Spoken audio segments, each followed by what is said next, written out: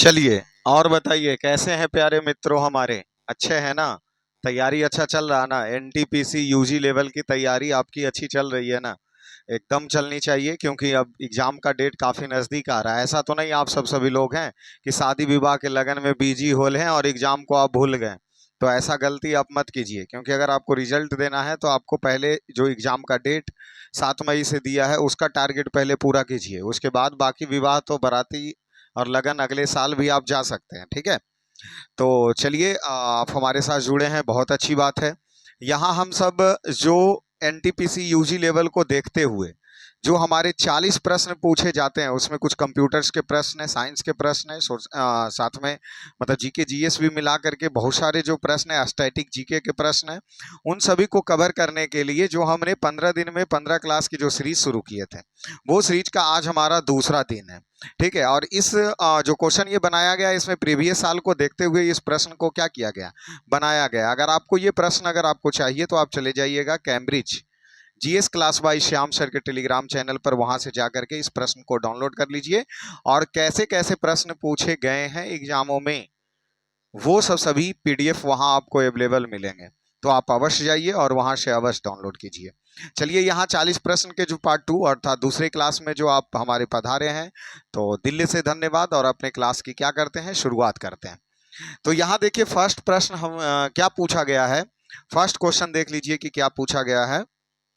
यहाँ देखिए सबसे पहला प्रश्न पॉलिटी के प्रश्न है। ठीक है। जैसे आप देख रहे हैं बोर्ड पर और फटाक से आप इसका आंसर सोचना है।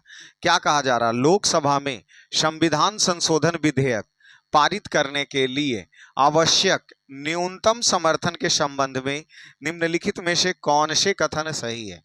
मतलब ये प्रश्न हमसे पूछ रहा है कि लोकसभा में, कहां पे, लोकसभा में, लोकसभा में अगर हमें संविधान संशोधन करना है उसके लिए हम जो वहां विधेयक को क्या करेंगे, पारित करेंगे, उसके लिए आवश्यक न्यूनतम समर्थन के संबंध में निम्नलिखित में से कौन से कथन सही है, ये पूछा जा रहा। देखिए अगर आप यहां संविधान संशोधन की अगर बात प्रश्न में पूछी जा रही है तो संविधान संशोधन के बारे में आपको पूरी जानकारी होनी चाहिए। जैसे जैसे क्या क्या प्रश्न की जानकारी होनी चाहिए वो समझिए। जैसे आप ये समझिए कि संविधान सबसे पहले संविधान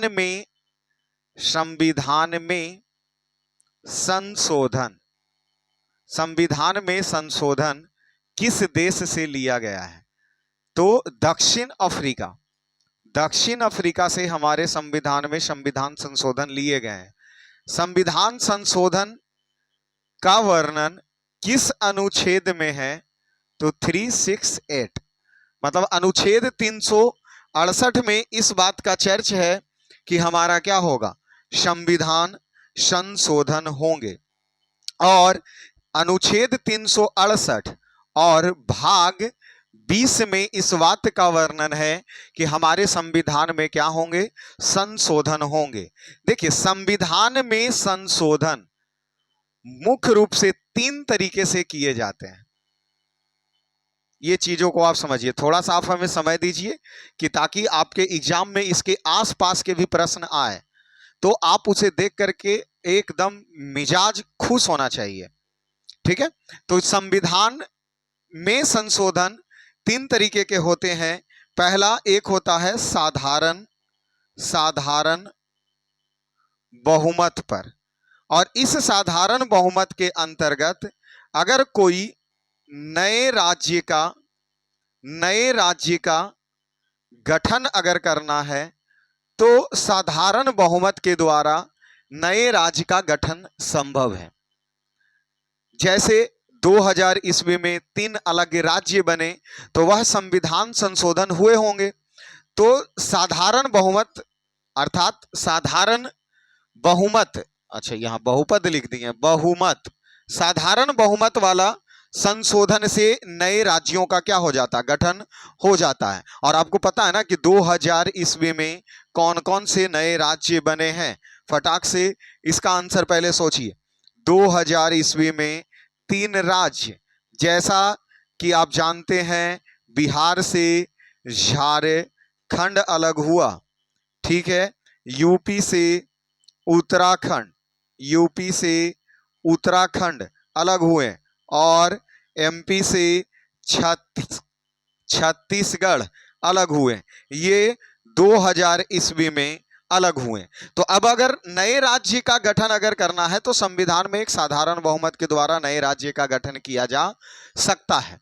ठीक है, उसके बाद साधारण बहुमत के बाद आता है विशेष बहुमत। दूसरी बातें क्या आती है? विशेष बहुमत। अब इसमें आपको सोचना है कि ये विशेष बहुमत क्या है। जैसा ये प्रश्न में हमारा कौन सा बहुमत? समर्थन के लिए विधेयक पारित आवश्यक नहीं होता। लोकसभा में, लोकसभा की बात कही जा रही है। चलिए, तो ये विशेष बहुमत का मतलब क्या होता है कि कुल सदस्यों का कितना होना चाहिए? कि लगभग सदन के कुल सदस्यों का 50% से अधिक होना चाहिए। सदन के कुल सदस्यों का 50% से प्लस होना चाहिए और 2/3 सदस्य उपस्थित होनी चाहिए उस समय। ये वाला क्योंकि ये विशेष बहुमत वाला पहला ऑप्शन जो दिया, कुल सदस्यों का बहुमत तथा 2/3 सदस्यों की उपस्थिति और मतदान होनी चाहिए, तब जाकर के उसे विशेष बहुमत से हम क्या कहेंगे? कोई भी बिल पारित होगा। कोई भी बिल क्या होंगे? पारित होंगे। और एक अब तीसरा जो आता है वह विशेष बहुमत। ये क्या हो गया? ये कहां चले गए? ये चलिए फिर से करते हैं। तो वही चीज हम ये जो संशोधन संविधान में कर रहे थे, एक था साधारण बहुमत, साधारण बहुमत, फिर था विशेष बहुमत, विशेष बहुमत, और तीसरा था विशेष बहुमत।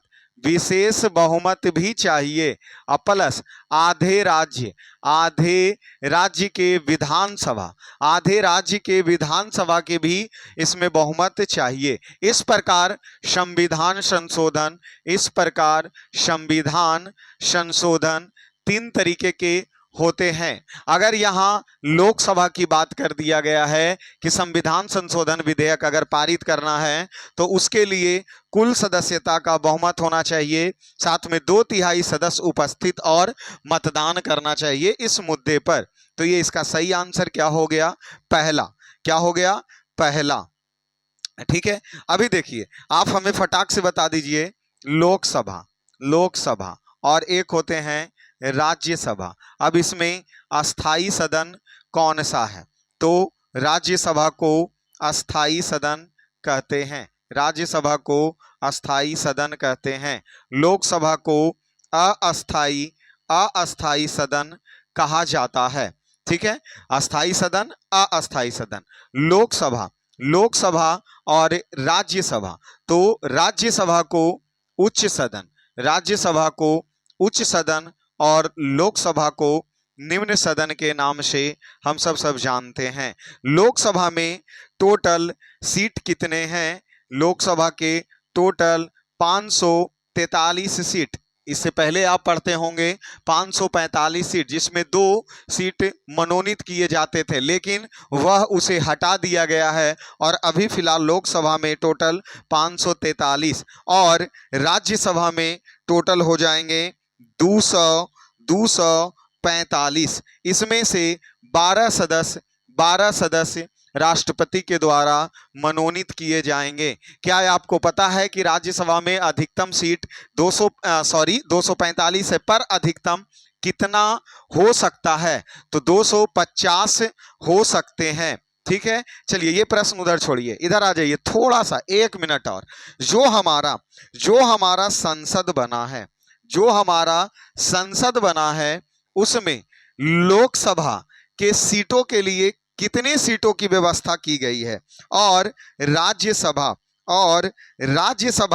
के लिए कितने सीटों की क्षमता है? लोकसभा की क्षमता 888 और ये 8 हो जाएंगे और 3-4, मतलब कि जो नया हमारा संसद बना है उसमें लोकसभा की क्षमता के लिए कितने बनाए गए हैं? तो 888 और राज्यसभा में 384 सदस्य तक रह सकते हैं, जो नया हमारा संविधान बना है।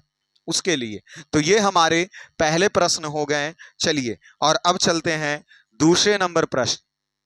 क्या दूसरा नंबर क्वेश्चन पूछ रहा, जो देखिए, निम्नलिखित में से कौन से क्रिया सियाकल बिन को बाईपास करते हुए एमएस विंडो सिस्टम से किसी फाइल को अस्थायी रूप से डिलीट किया जा सकता है। मतलब कि हम पहले ही बोल रहे हैं, हर शिफ्ट आपका कोई भी शिफ्ट में एग्जाम हो, पर दिमाग में एक बात इतना सेटअप कर लीजिए कि 2 प्रश्न कंप्यूटर के आपसे अवश्य पूछे जाएंगे। ठीक है, तो आपसे शॉर्टकट की वाले प्रश्न पूछे जा रहे हैं, इसलिए हमारे द्वारा शॉर्टकट की कि जल्द ही एक वीडियो लाया जाएगा, वो वीडियो आप अवश्य देख लीजिएगा। ठीक है, अवश्य देख लीजिएगा। चलिए, तो इसमें क्या करना है, विंडो सिस्टम के किसी फाइल को अस्थायी रूप से अगर डिलीट कर देना है तो फाइल को सिलेक्ट कीजिए, शिफ्ट के साथ डिलीट को प्रेस कीजिए, वह फाइल है जो डिलीट हो जाएगा, अस्थायी रूप से क्या हो जाएंगे, डिलीट हो जाएंगे। ठीक है, चलिए 3 नंबर क्वेश्चन देखिए। न्यायमूर्ति बेला त्रिवेदी का ऐतिहासिक निर्णय निम्नलिखित में से कौन सा है, जिनकी आधिकारिक सेवानिवृत्ति जून 2025 को निर्धारित हुआ है? तो वह आप नाम देखिए किसका, बेला त्रिवेदी का, जो कि बेला त्रिवेदी के द्वारा ऐतिहासिक निर्णय पॉक्सो एक्ट के तहत इनमें कुछ इनका ऐतिहासिक निर्णय था, और वही बेला त्रिवेदी 25 जून 2025 को आधिकारिक रूप से सेवानिवृत्त होंगे। तो बेला त्रिवेदी का संबंध पॉक्सो एक्ट से। क्या आप जानते हैं कि पॉक्सो एक्ट से सबसे पहली बार सजा कब हुई थी? ठीक है, तो पॉक्सो एक्ट से सबसे पहली बार सजा 2012 ईस्वी में चेन्नई कोर्ट में हुआ था। ठीक है, चेन्नई कोर्ट में हुआ था। चलिए अगले प्रश्न, चलिए 4 नंबर क्वेश्चन क्या कह रहा, निम्न जातियों के साथ भेदभाव के विरुद्ध विशाल आंदोलन का नेतृत्व करने वाले समाज सुधारक नारायण गुरु किस राज्य के थे? नारायण गुरु किस राज्य के थे? केरल के, आंध्र प्रदेश के, मध्य प्रदेश के या पश्चिम बंगाल के? और आपको देखना है, पहले ये सोच लीजिए कि ये जो नारायण गुरु हैं वह समाज सुधारक हैं, और साथ में इनका फोकस सबसे ज्यादा किन जातियों पर? तो निम्न जातियों के साथ जो भेदभाव होता था उन्हीं के विरुद्ध में एक विशाल आंदोलन का नेतृत्व किए थे नारायण गुरु, और यह किस राज्य के थे? तो यह केरल राज्य के थे। कौन से राज्य के थे? केरल राज्य के थे। और इनके द्वारा एक नारा दिया गया था, एक जाति एक धर्म एक ईश्वर। इनके द्वारा एक नारा दिया गया था, एक जाति एक धर्म कौमा एक ईश्वर। यह नारा नारायण गुरु जी के द्वारा दिया गया था। ठीक है, चलिए 5वें नंबर प्रश्न, चलिए क्या कहा जा रहा, भाबर क्षेत्र विशाल मैदान किस भाग में स्थित है? अब ये भाबर क्षेत्र जो है वह विशाल मैदान किस क्षेत्र में स्थित है? तो यह हिमालय के गिरिपाद आसन पर स्थित है। कहाँ है? तो ये भाबर क्षेत्र हिमालय के गिरिपाद के आसन्न क्षेत्र पर स्थित है। इसलिए एक बात दिमाग में बैठाइए कि यहाँ जो प्रश्न पूछे जा रहे हैं वह सभी प्रश्न पॉलिटी से भी प्रश्न है, हिस्ट्री से भी प्रश्न है, कंप्यूटर से भी प्रश्न है, साइंस के भी कुछ प्रश्न मिलेंगे आपको देखने के लिए। इसलिए सभी क्षेत्रों में आपका कमांड होना बहुत जरूरी है। ठीक है, बहुत जरूरी है। चलिए उसके बाद 6 नंबर प्रश्न आइए, क्या कहा जा रहा, निम्नलिखित में से कौन सा महत्वपूर्ण भारतीय त्योहार 13 से 14 मार्च 2025 को मनाया गया था? यह लीजिए, ऐसे प्रश्न पूछे गए थे जो आप कभी कल्पना नहीं कर सकते हैं कि हमारा त्योहार जो हमने होली मनाया वह होली किस तारीख को मनाई गई थी, वो हम जाएंगे और एग्जाम में हमसे प्रश्न पूछेगा। तो इसलिए, और ये होली की बात कब की? तो 2025 के। क्या आप जानते हैं 2026 में कब हुआ था? 2026 में कितने तारीख को हुए थे? 4 मार्च। 2027 में कब होंगे? 22 मार्च को होंगे 2027 में होली। इसीलिए आप इसे भी ध्यान में बैठा लीजिए। ठीक है, बैठा लीजिए, क्या पता पूछ ही दे आपसे। भौगोलिक दृष्टि से भूटान के 4 क्षेत्रों में विभाजित किए गए हैं, निम्नलिखित में से उन प्रभागों का नाम नहीं है। मतलब भूटान को भौगोलिक क्षेत्र से टोटल 4 भागों में क्या किया गया, बांटा गया। भूटान को टोटल कितने भागों में बांटे गए, तो 4 भागों में बांटा गया है। यहां प्रश्न क्या हमसे पूछ रहा कि कौन क्षेत्र ऐसे हैं जो भूटान को बांटा इस तरीके से नहीं गया है। तो अगर आप देख लीजिए, भूटान के 4 क्षेत्र में पश्चिम है, दक्षिण है, पूरब है, पर उत्तर नहीं है। एक इसका क्षेत्र मध्य भूटान है, एक इसका क्षेत्र मध्य भूटान है। इसलिए भूटान को भौगोलिक दृष्टि से जो 4 क्षेत्रों में बांटा गया है, वह चारों क्षेत्र यह है। वह चारों क्षेत्र पश्चिमी भूटान, दक्षिणी भूटान, पूर्वी भूटान, मध्य भूटान, पर उत्तरी भूटान नहीं है। इसलिए इस प्रश्न का सही आंसर 4 हो जाएंगे। इस प्रश्न का सही आंसर क्या हो जाएंगे, 4 हो जाएंगे। ठीक है, चलिए आगे चलते हैं अगले प्रश्न की ओर। और अगला प्रश्न क्या दिया गया है, इसका आंसर हमें सोच के बताइए। 21 मई 2025, 21 मई 2025, 21 मई 2025 को दिल्ली में स्वास्थ्य सेवा महानिर्देशक को किन 2 प्रमुख स्वास्थ्य सेवा पहलों का कार्यान्वयन की देखरेख के लिए नियुक्ति किया गया। अर्थात ये करंट अफेयर के प्रश्न 21 मई के, तो वह उनको जो नियुक्ति किया गया था वह आयुष्मान भारत स्वास्थ्य अवसंरचना मिशन और आयुष्मान आरोग्य मंदिर के लिए नियुक्त किए गए थे। ठीक है, चलिए आगे बढ़ते हैं अगले प्रश्न पे। क्या पूछा जा रहा, निम्नलिखित में से किस कटिबंध में पूरी वर्ष सूर्य की ऊर्ध्वाधर किरणें पड़ती है, तो उष्ण कटिबंध में, और आपको इसकी जानकारी अवश्य ही होगी। बीचों बीच से 0 डिग्री रेखा, जिसे हम सब भूमध्य रेखा, जिसे हम सब भूमध्य रेखा या इसे हम सब विषुवत रेखा के भी नाम से जानते हैं। भूमध्य रेखा या विषुवत रेखा, ऊपर में 23.5 डिग्री उत्तरी अक्षांश को हम सब कर्क रेखा के नाम से जानते हैं। साथ ही उत्तर की ओर 66.5 डिग्री रेखा को आर्कटिक रेखा के नाम से जानते हैं। और यहाँ 90 डिग्री पर उत्तरी अक्षांश अर्थात उत्तरी पोल हो गया, अक्षांश नहीं, उत्तरी ध्रुव हो गए। उसी प्रकार यहाँ नीचे 23.5 डिग्री दक्षिणी अक्षांश को मकर रेखा के नाम से जानते हैं, और 66.5 डिग्री दक्षिणी अक्षांश रेखा को अंटार्कटिक रेखा कहा जाता है। और दक्षिणी ध्रुव हो गए जाकर के 90 डिग्री पर। अब इसी में सूर्य के किरणें से संबंधित प्रश्न पूछे जाते हैं। जैसे प्रश्न पूछा जाएगा कि सूर्य के प्रकाश की किरणें, यहां से अगर इसे आप मान लीजिए सूर्य हो गया, तो ये किस कटिबंध में, ये किस कटिबंध में सूर्य की किरणें ऊर्ध्वाधर अर्थात लंबवत पड़ती है, तो उष्ण कटिबंध। और 23.5 डिग्री उत्तरी अक्षांश से लेके 23.5 डिग्री दक्षिणी अक्षांश का जो ये एरिया होगा, इसी एरिया को हम सब किस नाम से जानते हैं, तो इसे ही हम सब उष्ण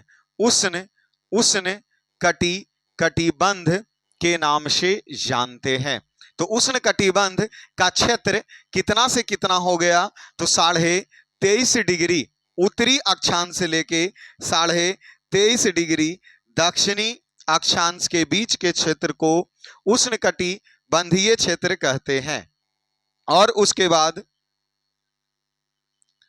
23.5 डिग्री से लेके 66.5 डिग्री उत्तरी अक्षांश, या वही चीज 23.5 से 66.5 डिग्री दक्षिणी अक्षांश को हम सब कौन से कटिबंध के नाम से जानते हैं, तो इसे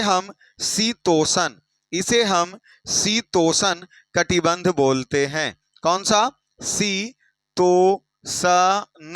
शीतोष्ण कटिबंध बोलते हैं। उसी प्रकार इधर भी हो जाएंगे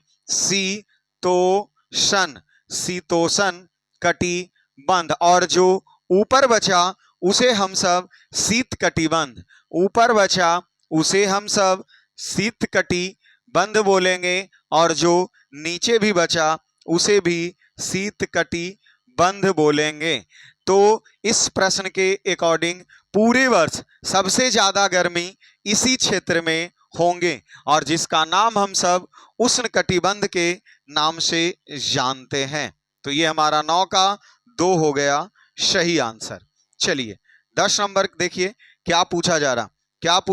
10 नंबर क्वेश्चन, सकल नामांकन अनुपात कभी कभी 100% से अधिक क्यों हो जाता है? ग्रामीण क्षेत्र में स्कूलों के विलय के कारण समाप्त होगा, उसके कारण नहीं। आधिकारिक आयु वर्ग से बाहर के शिक्षार्थियों के नामांकन के कारण। तो ये हमारा सही हो जाएगा, नामांकन के कारण। ठीक है, तो आंसर बी हो गए।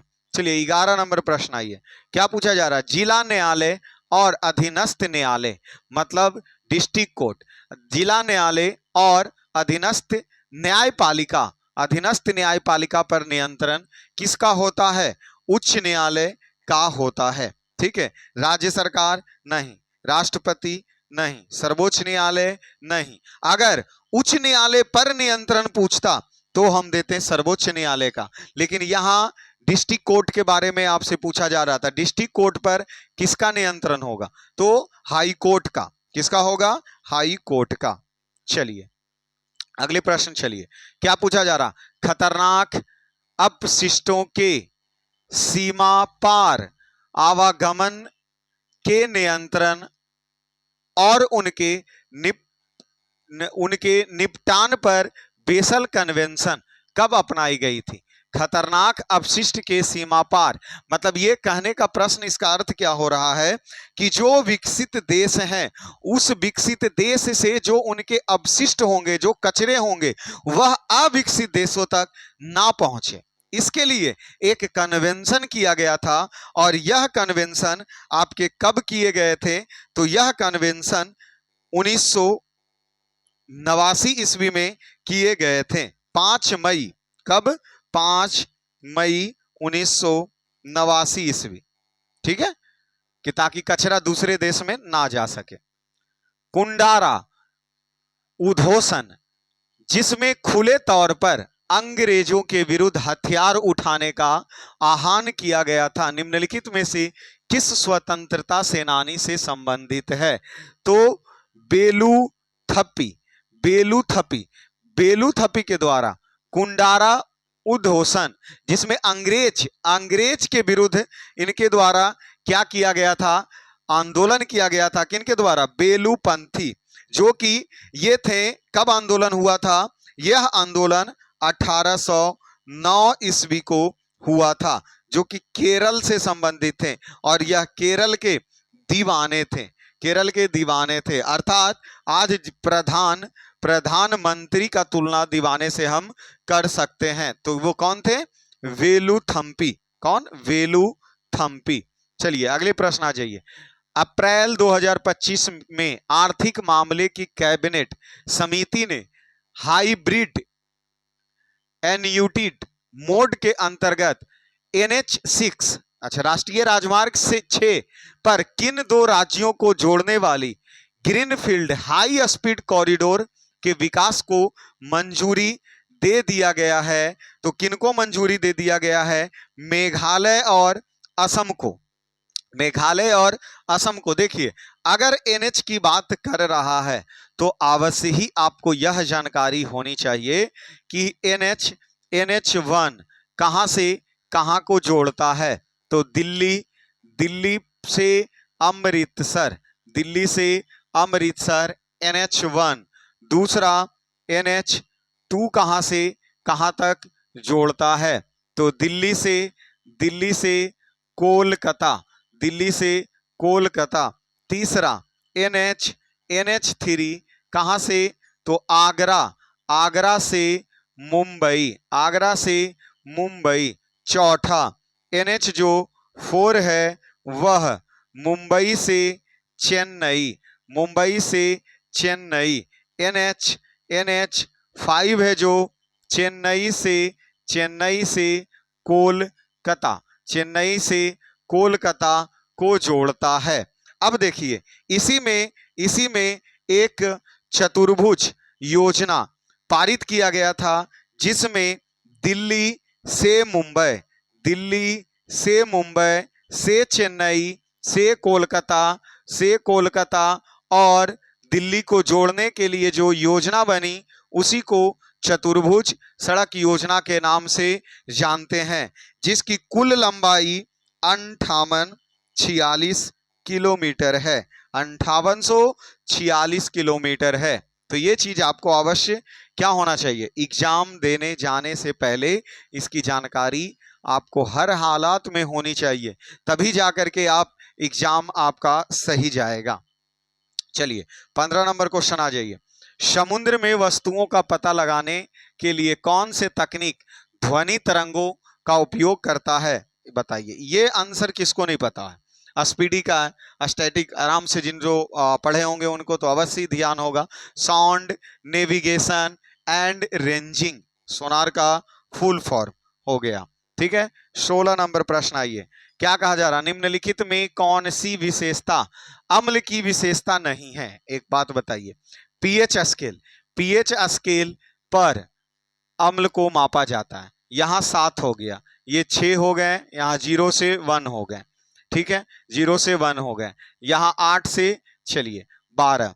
अब यहां से इस तरफ जो 7 हो गया उसे हम सब उदासीन के नाम से जानते हैं। 7 से कम अम्ल होता है, 7 से अधिक क्षार होता है। प्रश्न पूछ रहा है अम्ल की विशेषता नहीं है, वह अम्ल क्या करेगा, यह नीले लिटमस पत्र को लाल कर देता है, नीले लिटमस पत्र को लाल कर देता है। क्षार क्या करता है, लाल लिटमस पत्र को नीला कर देता है, प्रश्न देखिए, अम्ल की विशेषता नहीं है, जो पकड़ना है, वे नीले लिटमस पत्र को लाल कर देता है, सही बात। इनका स्वाद खट्टा होता है, ये भी सही बात, इनका स्वाद खट्टा होता है। ये जल में OH आयन उत्सर्जित करता है, नहीं, यह जल में सिर्फ H आयन उत्सर्जित करता है। वे क्षार के साथ अभिक्रिया करके लवण और जल बनाते हैं, ये भी सही है। गलत कौन है, वह जल से अभिक्रिया करके OH नहीं बल्कि H आयन उत्सर्जित सिर्फ करते हैं।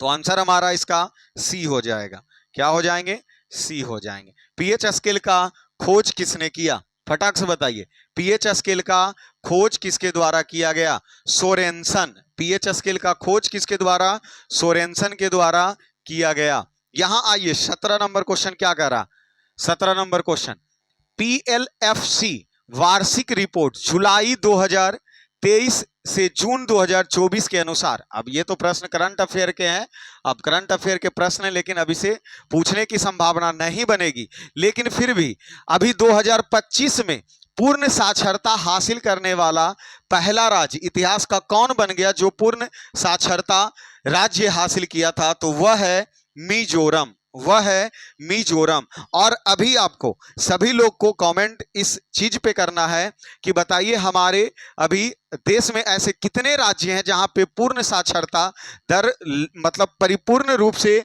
पूर्ण साक्षरता दर हासिल कर चुका है।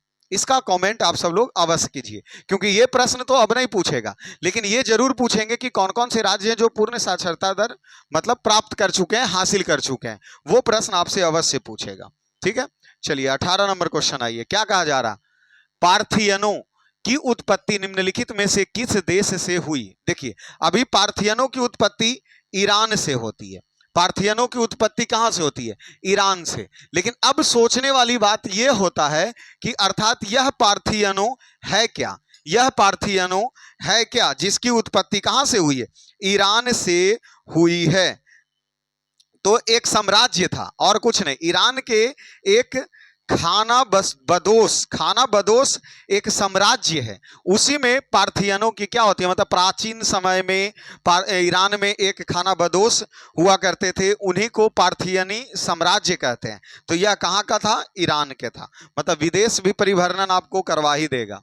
ठीक है, चलिए 1991 के बाद सुधार एवं विनिवेश शब्द का क्या अर्थ होता है? देखिए इकोनॉमिक्स के प्रश्न आ गए कि विनिवेश शब्द का उत्पत्ति क्या होता है? कृषि सब्सिडी को कम करना, गलत बात है। टैक्स में वृद्धि करना, गलत बात है। विदेशी व्यापार को कम करना, नहीं। फिर तो उदारीकरण और निजीकरण का डिफिनेशन ही अलग हो जाएगा। सार्वजनिक क्षेत्र में कंपनी में सरकार के शेयर बिक्री को ही विनिवेश कहते हैं। सार्वजनिक क्षेत्र में कंपनी में सरकार के शेयर बिक्री को ही क्या कहा जाता है? तो विनिवेश कहा जाता है। और ये सब उदारीकरण, निजीकरण, वैश्वीकरण के सब ये काम 1991 ईस्वी के आसपास ही किए गए हैं। ठीक है, चलिए अगले प्रश्न क्या दिया गया? नीचे दिए गए समूह में हाइड्रोजन किस समूह से संबंधित है? मतलब अब आपको लेकर के चला आया केमिस्ट्री में, इसलिए हम बार बार बोल रहे हैं कि आप जो एग्जाम एनटीपीसी अंडर ग्रेजुएट का देने जा रहे हैं, इसलिए सभी क्षेत्र से आपको परिपूर्ण होना चाहिए। अब एक बात बताइए, हाइड्रोजन यहां पूछ दिया कि कौन से समूह से शामिल है। क्या आपको प्रेडिक्ट टेबल के बारे में जानकारी तो है ही है, तो अवश्य आप प्रेडिक्ट टेबल को, पूरी प्रेडिक्ट टेबल को रिपीट करके जाइए। एक मैराथन क्लास लीजिए, इत्मीनान से 2-2.5 घंटे में प्रेडिक्ट टेबल क्या हो जाएगा? समाप्त हो जाएगा। अभी देखिए फिर भी हम आपका 5 मिनट यहां समय प्रेडिक्ट टेबल को समझाने के लिए अवश्य लेते हैं। ठीक है, देखिए प्रेडिक्ट टेबल की अगर हम बात करें, चलिए आधुनिक प्रेडिक्ट टेबल की बात करते हैं। आधुनिक आवर्त सारणी, आधुनिक आवर्त सारणी की चर्चा करते हैं। किनके द्वारा बनाया गया है? मोसले के द्वारा। कब बनाया गया? 1913 ईस्वी में। जो आधुनिक प्रेडिक्ट टेबल है वह किस आधार पे बनाए गए हैं? तो बढ़ते परमाणु संख्या के क्रम के आधार पर।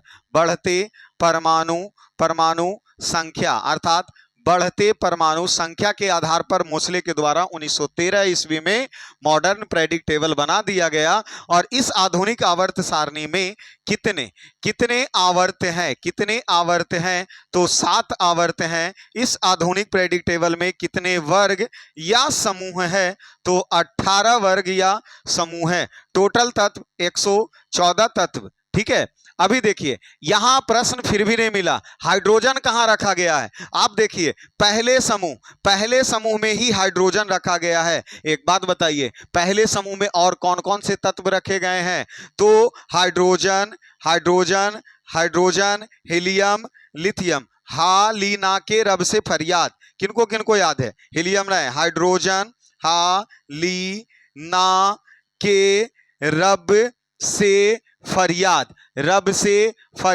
अर्थात hydrogen, lithium, sodium, potassium, rubidium, caesium, ये सभी वर्ग अर्थात समूह पहले के तत्व हैं। इस वर्ग या समूह पहले के तत्व को किस नाम से जानते हैं? तो क्षारीय धातु के नाम से जितने भी वर्ग पहले में जो तत्व रखे गए हैं उसे क्षारीय धातु के नाम से जानते हैं। उसी प्रकार जो हमारा समूह दूसरा है इसे हम सब मृदा क्षारीय धातु के नाम से जानते हैं। जो वर्ग 17 के तत्व हैं उसे हम सब हैलोजन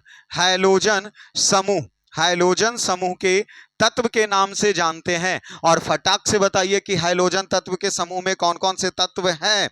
तो कौन कौन से? Fluorine, chlorine, bromine, iodine. सबसे ज्यादा विद्युत ऋणात्मकता रखने वाला तत्व कौन होगा? क्लोरीन। कौन होंगे? क्लोरीन। उसी प्रकार समूह 18 के तत्व को क्या कहते हैं? अक्रिय या निष्क्रिय गैस के नाम से जाना जाता है। अब बताइए कौन कौन शामिल हैं? इनमें कौन कौन शामिल है? फटाक से बताइए कौन कौन से शामिल हैं और इसको आप याद कैसे किए हैं? वह ट्रिक आप कमेंट कीजिए, वह ट्रिक क्या कीजिए? कमेंट आप अवश्य कीजिए कि आप इसे जो वर्ग 18 के सभी तत्व के जो आप नाम याद किए हैं वो आप कैसे किए हैं? कैसे किए हैं और क्या क्या है, क्या क्या है। तो अक्रिय में कौन कौन हो जाएंगे? Helium, neon, argon, krypton, जेनन, radon. हालिना के रब से फरियाद, यही ट्रिक से याद किए है ना, यही ट्रिक से याद किए है ना। तो ये हमारा क्या हो गया? आधुनिक आवर्त सारणी की कुछ जानकारी जो हम आपको सेट प्रैक्टिस के दौरान दे सके। ठीक है, अब इसके लिए पूरी प्रेडिक्टेबल का क्लास जब एक साथ अगर हम लेंगे तो उसमें आधे घंटे से 40 मिनट तक कम से कम यह जाएंगे, तब जाकर के लगभग कुछ ही चीज की जानकारी होगी। अभी यहाँ क्लास 11 12th वाले बैच के हिसाब से तो लेकर के चलेंगे नहीं। अब उसमें तो वर्ग 15 के तत्वों के लिए अलग चैप्टर दिया, वर्ग 16 के तत्वों के लिए अलग, 17 के लिए अलग, 18 के अलग, ऐसा नहीं। सिर्फ हमें जितना आवश्यकता है उतना ही हमें छानना है सभी जगह से, तभी तो हमारा एग्जाम क्लियर होगा। अभी हम प्रश्न 20 तक पहुंचे हैं, आप देख लीजिए कौन कौन से क्षेत्र से मिला करके यहां पहुंचे हैं। इसलिए सभी जगह से छानना पड़ेगा, तभी जाके रिजल्ट क्लियर होगा। ठीक है, चलिए आगे बढ़ जाएं अगले प्रश्न की ओर। चलिए अगले प्रश्न पे चलते हैं। 21 नंबर क्वेश्चन क्या कह रहा, जो देखिए 2025 में असमर्थ समावेशन में उत्कृष्टता के उद्घाटन CII पुरस्कार में किस कंपनी को चैंपियन कंपनी का पुरस्कार मिला था? मतलब मिंडा कॉरपोरेशन, विप्रो लिमिटेड, जोमेटो या अमेजन, कौन से कंपनी को यहां पे क्या मिल रहा है? 2025 में असमर्थता समवेशन के लिए, उत्कृष्टता के लिए इन्हें CII पुरस्कार से किस कंपनी को चैंपियन कंपनी का पुरस्कार दे करके उसे घोषित किया गया है? वह कंपनी कौन से हो जाएंगे? तो वह कंपनी विप्रो लिमिटेड है, वह कंपनी विप्रो लिमिटेड है। इस प्रश्न का भी वैलिडिटी समाप्त। ठीक है, चलिए आगे आ जाते हैं। मार्च 2025 तक PM सूर्य घर मुक्त बिजली योजना के तहत सबसे अधिक सौर ऊर्जा स्थापना के साथ कौन सा राज्य अग्रणीय है? अब आप इस प्रश्न के बारे में थोड़ा सा सोचिए। अगर आपको इसका उत्तर नहीं पता है और दिमाग में ही बैठा है सूर्य प्लेट के बारे में, सूर्य प्लेट के बारे में ही कहा जा रहा, और वो भी हमारे किन के द्वारा? प्रधानमंत्री जी के द्वारा। सूर्य घर मुक्त बिजली योजना, 300 यूनिट बिजली फ्री देने वाला यही योजना, 300 यूनिट बिजली फ्री देने वाला, कि आप सूर्य घर मुक्त बिजली योजना के तहत आप सौर ऊर्जा स्थापना कीजिए, सूर्य प्लेट लगाइए, और उसके बावजूद भी आपको 300 यूनिट बिजली क्या दिए जाएंगे? फ्री दिए जाएंगे। तो यह हमारे नरेंद्र मोदी जी के द्वारा कहां किया गया है? तो यह गुजरात, वही अपने घर पे ही उनका ये योजना था। तो इसका सही आंसर गुजरात हो जाएगा। ठीक है, चलिए अगले प्रश्न पे। मई 2025 में वायु जनित संक्रमण को रोकने के लिए AIIMS रायपुर द्वारा विकसित पेटेंट प्राप्त श्वसनी डिवाइस का क्या नाम था? ठीक है, श्वसनी डिवाइस का क्या नाम था?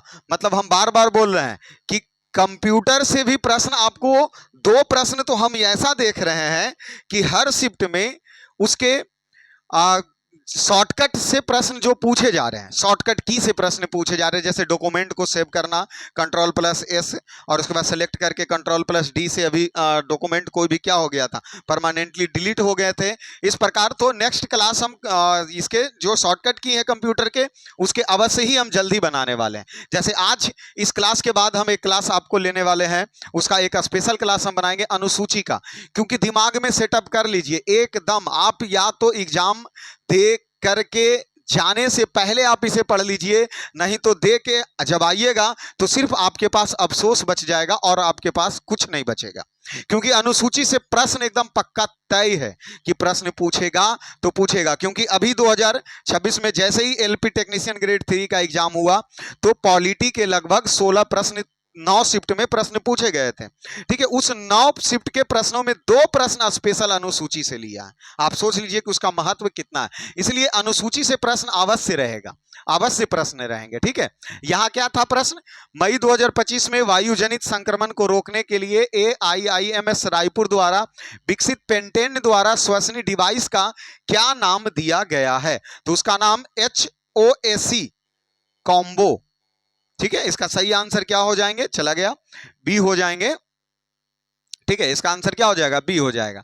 चलिए अगले प्रश्न पे चलिए। अगला प्रश्न क्या पूछ रहा? प्रश्न देखिए, जनवरी 2025 में प्रकाशित विश्व आर्थिक मंच की 2025 ग्लोबल रिस्क रिपोर्ट में किस मुद्दे को शीर्ष तात्कालिक वैश्विक खतरा के रूप में उजागर किया था? महामारी का पूर्ण उत्थान, राज्य आधारित सशस्त्र संघर्ष, या वैश्विक बाजार में अस्थिरता, या बढ़ते साइबर हमले? किसको बनाया गया था? तो इसमें है जो राज्य आधारित सशस्त्र संघर्ष को वैश्विक मुद्दा बनाया गया था। ग्लोबल रिस्क रिपोर्ट में यह मुद्दे वैश्विक खतरा के रूप में उजागर किया गया है, राज्य आधारित सशस्त्र संघर्ष। क्यों? क्योंकि 2025 ईस्वी में ही, जैसे पिछले कुछ समय पहले रूस यूक्रेन का विवाद चल रहा है, फिर इधर हो गए हमारे अमेरिका ईरान का झगड़ा हो गया, इसलिए सशस्त्र संघर्ष को ही वैश्विक खतरा बताया गया है। सशस्त्र संघर्ष को ही कौन सा खतरा? वैश्विक खतरा बताया गया है। चलिए पॉलिटी के प्रश्न देख रहे हो ना, देख रहे हो विनोद, पॉलिटी के प्रश्न फिर से आ गए। ठीक है, तो अब ये अधिनियम से संबंधित है, अर्थात पूरी एक क्लास में अधिनियम का जल्दी हम आपको एक और उसका भी वीडियो देंगे। भारतीय संविधान के संस्थागत ढांचे पर किस ब्रिटिश कानून का सबसे बड़ा प्रभाव है? भारत सरकार अधिनियम 1935, क्योंकि ये हमारे संविधान पर इसका ही प्रभाव सबसे ज्यादा रहा, सबसे ज्यादा चीजें ली गई, तो भारत सरकार अधिनियम 1935 से ही। ठीक है, चलिए अगले प्रश्न क्या कहा जा रहा? निम्नलिखित में से किसने 2024 में उत्कृष्ट प्रदर्शन के लिए अंतरराष्ट्रीय क्रिकेट आईसीसी के mess cricket of the year के रूप में सम्मानित किया गया? जसप्रीत बुमराह। कौन हो जाएंगे? ऑप्शन 2 हमारा सही हो जाएगा। चलिए अगले प्रश्न पे आ जाइए। भारतीय प्रथा के अनुसार निम्नलिखित में से कौन सा केंद्रीय मंत्रिपरिषद के मंत्री पदों का सही अवरोही क्रम है? और अवरोही क्रम के मतलब हो गया बबुआ घटते क्रम। अवरोही क्रम के मतलब हो गया घटते क्रम। तो सबसे ऊपर कैबिनेट मंत्री, सबसे ऊपर कैबिनेट मंत्री, ये दूगो ऐसे ही छट गया। कैबिनेट मंत्री के बाद राज्य मंत्री, ये ऐसे ही छट गया, ये भी गलत। कैबिनेट मंत्री सबसे ऊपर, उसके नीचे राज्य मंत्री, उसके नीचे उप मंत्री, और सही आंसर 2 हो गया। सही आंसर 2 हो गए। चलिए 27 के बाद चलते हैं 28 नंबर। भारत की पहली खनिज अन्वेषण लाइसेंस नीलामी और एआई संचालित अन्वेषण हैकाथॉन का शुभारंभ कहां किया गया? तो यह गोवा में किए गए हैं। कहां किए गए? गोवा में किए गए हैं। चलिए अगले प्रश्न। भारत सरकार द्वारा असंबद्ध वास स्थानों को कनेक्टिविटी प्रदान करने हेतु निम्नलिखित में से किस वर्ष प्रधानमंत्री ग्राम सड़क योजना शुरू किए गए थे? तो ग्राम सड़क योजना पूरी 2000 ईस्वी में PMGSY योजना शुरू किया गया था। ठीक है, चलिए अगले प्रश्न क्या पूछा जा रहा? फटाक से आइए। टास्क मैनेजर ओपन करने के लिए विंडोज ओएस को सामान्यतः किस कुंजी के संयोजन का प्रयोग करके उसे हम सब करेंगे? तो देख लीजिए विनोद, देख लीजिए, control plus shift plus ESC का प्रयोग करेंगे, और क्या हो जाएगा? क्या हो जाएगा कि टास्क मैनेज ओपन करने के लिए विंडोज ओएस का प्रयोग में शॉर्टकट की का हम ये प्रयोग करते हैं। चलिए अगले प्रश्न पे आते हैं। निम्नलिखित में से किस वर्ष वोडाफोन भारत सरकार में अपनी यात्रा शुरू किया था? वोडाफोन भारत में 2007, वोडाफोन भारत में 2007 में अपनी यात्रा को क्या किए थे? शुरू किए थे। निम्नलिखित में से कौन सा राज्य गंभीर आंदोलन और एक प्रदर्शनकारी मृत्यु के बाद भाषाई आधार पर गठित पहला राज्य? अब आपको ये बात तो स्टैटिक जीके में अवश्य पता होगा कि भारत में आधारित भाषा के आधार पर सबसे पहले राज्य का गठन आंध्र प्रदेश, भाषा के आधार पर सबसे पहले राज्य का गठन आंध्र प्रदेश में हुआ था। चलिए अगले प्रश्न पे आइए। क्या पूछा जा रहा? पल्लव शासन में स्थानीय स्वशासी सभाओं द्वारा प्रत्यक्ष रूप से प्रतिबंधित सबसे लघु प्रशासनिक इकाई कौन सी है? नाडु मंडल उर। क्या है? उर है। क्या है? उर। क्योंकि पल्लव शासन, इतिहास के प्रश्न है, पल्लव शासन में स्थानीय स्वशासी सभा द्वारा प्रत्यक्ष रूप से प्रतिबंधित सबसे लघु प्रशासनिक इकाई को उर कहा जाता था। क्या कहा जाता था? उर कहा जाता था।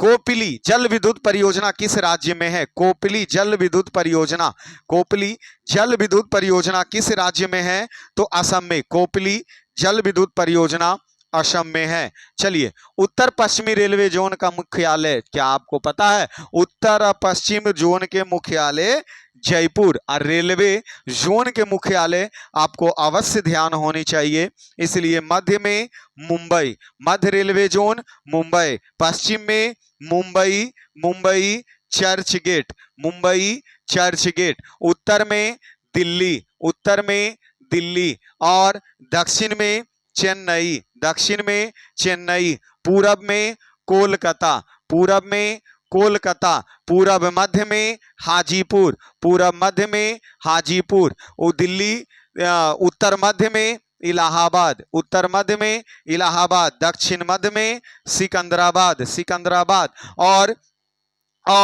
और ये प्रश्न पूछा कहाँ? उत्तर पश्चिमी रेलवे, उत्तर पश्चिमी रेलवे जोन का मुख्यालय जयपुर, उत्तर पश्चिमी जोन जयपुर। ठीक है, तो और भी जोन है, 16-17 जोन है, तो 16-17 जोन को आप क्या कर लीजिए?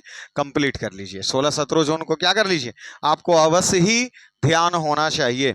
चलिए अगले प्रश्न, कौन सा शहर अपने स्थापित पहचान को बढ़ाने के लिए ताल कटोरा, ताल टोरा गोल चक्कर पर 27 मीटर ऊंचा घंटा घर का निर्माण कर दिया? मतलब ये ताल कटोरा गोल चक्कर, अरे गोलंबर होगा, वहीं पे ताल कटोरा गोल चक्कर घर में 27 मीटर ऊंचा घंटा घर का निर्माण किसके द्वारा कर दिया गया? नई दिल्ली। तो आंसर क्या हो जाएंगे? ऑप्शन 2 हमारे हो जाएंगे। चलिए, निम्नलिखित में से किस वर्ष सूचना के अधिकार अधिनियम पारित हुए? देखिए, सूचना का अधिकार अधिनियम 2005, और ये क्लास 10वां से ही पढ़ते आप अवश्य ही आ रहे होंगे। ठीक है, सूचना का अधिकार 2005। अगले प्रश्न, हिमाचल प्रदेश के किस लोक नृत्य को एकल स्थल पर एक साथ सर्वाधिक प्रतिभागियों को प्रदर्शित करने के लिए Guinness book of world record 2025 में मान्यता मिली थी? केओंग को, किन्नौरी को, खरैत को, या कुल्लू नाटी को? और हिमाचल प्रदेश का है, तो अगर आप इसे दिमाग में भी बैठा के, तो कुल्लू घाटी आप जान रहे हैं ना, तो कुल्लू नाटी को Guinness of the world record 2025 मिला था। ठीक है, चलिए अगले प्रश्न आ जाइए। 11वीं से 18वीं शताब्दी तक मध्यकालीन भारत में किस प्रकार के साहित्य सबसे प्रमुख व्याख्यात थे?